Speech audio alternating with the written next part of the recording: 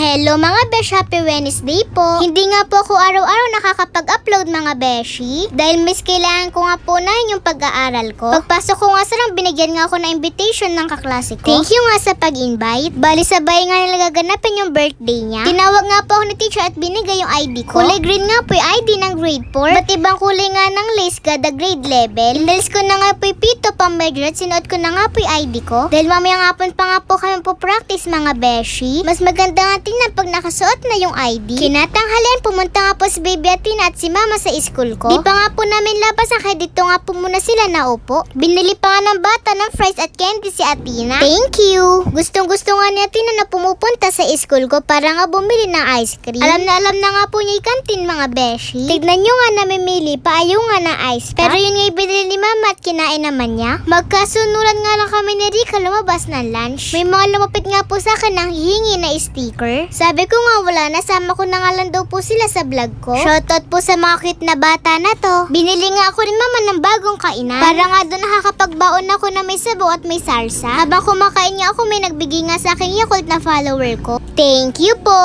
Ramdam na ramdam ko nga pagmamahal at suporta niyo sa akin mga beshi. Maraming salamat nga sa nanonood ng vlog ko since day 1 hanggang ngayon. Niligpit ko na nga baunan ko. Linis ko na nga din at pinunasan yung pinagkalatan ko. Pagkatapos ko ang punasan, tinapon ko na nga sa tamang basurahan. Sa McDo nga nag-almusal si Mama, binilan nga niya ako ng fries. Di na nga niya ako binili ng chicken dahil meron na nga po akong tanghalian. Inalo ko nga si Rick at yung kaklase ko ng fries, ayaw nga doon nila dahil busog na nga sila. Kaya si Baby Athena na nga lang yung kumuha. Kain po tayo mga beshi.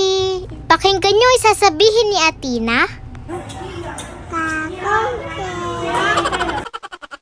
Siya nga pa yung nagbigay sa akin ng Yakult mga beshi. Tapos na nga kami kumain kaya sabay-sabay na kayo pumasok nila Kyle. Pumasok na nga din si Rick at yung kaklase niya. Pumasok na nga din kami ni Kyle sa classroom namin. Marami nga po nagtatanong kung magkaklase nga po kami ni Kyle. Magkaklase nga kami simula nung grade 2. Umuwi na nga din sila Mama, umiyak nga si Baby Athena sa daan. Dahil nagpapabili na naman nga po ng ice cream mga beshi. Uwian na nga namin ng kapwa, sinundo na nga ako ni Mama. Nakasalubong na nga niya ako na naglalakad sa may oval. Pag uwi nga namin na bahay, andun nga sila Tita Chacha pati kaklase niya. Magpa-practice nga daw kami ng sayaw mga beshi.